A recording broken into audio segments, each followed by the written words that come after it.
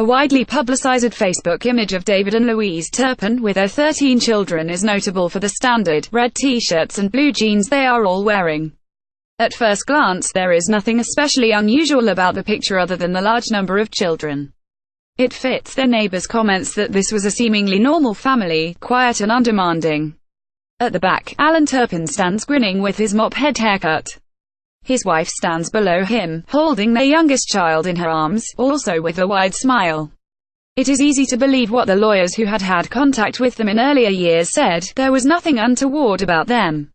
The family lived together in a peaceful, well-heeled street about 60 miles south of Los Angeles. The insignificant house had been listed as a private school in 2011, with David Turpin as its principal. He had been an engineer working for the well-established firm Northrop Grumman, but had declared himself bankrupt in the same year he set up the school. His lawyer said this had not been especially traumatic for the family, just a tidying up of their commitments. Yet one of the girls in this photograph had the wit to run from the house and call the police yesterday. She said that she and her siblings were being held captive against their will. California police discover 13 emaciated siblings imprisoned in family home. When the local sheriff investigated, he found some of the children manacled and chained to beds. The conditions they were in were described as filthy, although the details of that horror have not been made public. Neighbors said the children looked emaciated when taken away by the sheriff, who commented that he was surprised how old some of them were because in their deprived state they looked much younger. A 17-year-old was initially thought to be around 10. It has emerged that the people held in the house ranged in age from 2 to 29 years, 6 children and 7 adults kept in appalling conditions.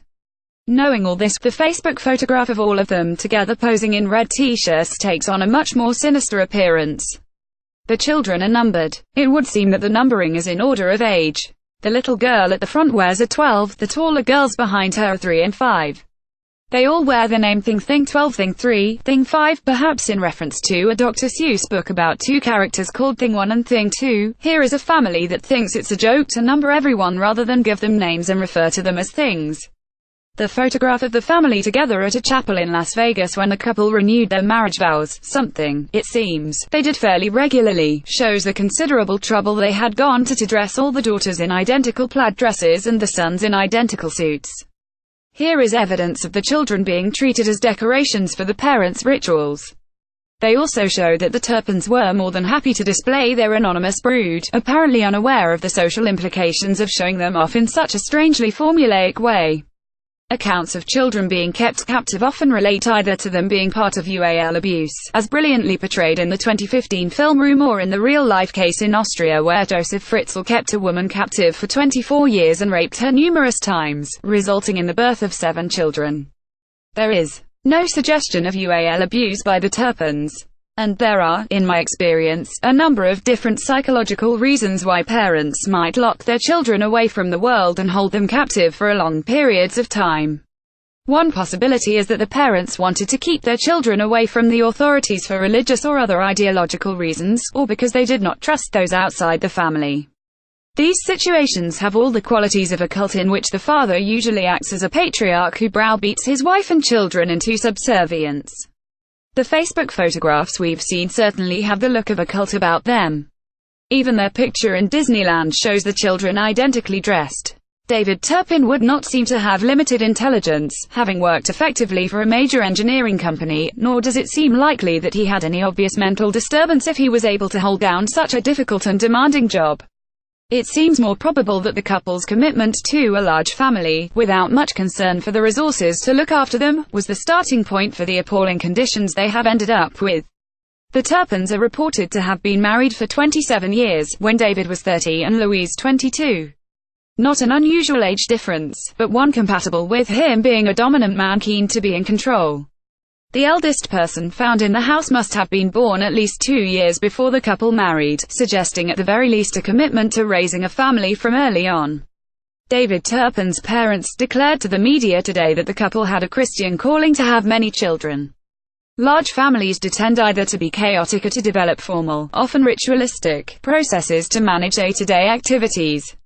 Is it possible that, as the Turpins' finances cycled ever more out of control, they became increasingly coercive in their attempts to handle the situation they had created for themselves? The world the Turpins created for their family had so little contact with others. Louise didn't work, David was apparently not sociable, and the children were homeschooled, that they may have considered their actions normal.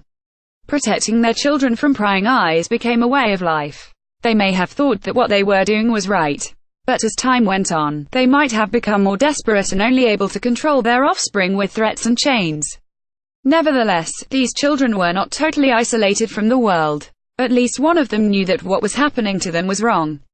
She had that understanding and the temerity to escape and call the police. A great deal more about the circumstances of the Turpins will doubtless emerge as the case against them is presented to the court. How they managed to create the horrors in their house under the noses of their neighbors without raising any suspicions will become ever more manifest. The revealing world of their Facebook entries will be scrutinized for what the pictures are trying to hide, and will, perhaps, reveal more than anyone could have guessed at the time. David Cantor is an emeritus professor of investigative psychology at the University of Liverpool. More about Turpin family. California psychology reuse content.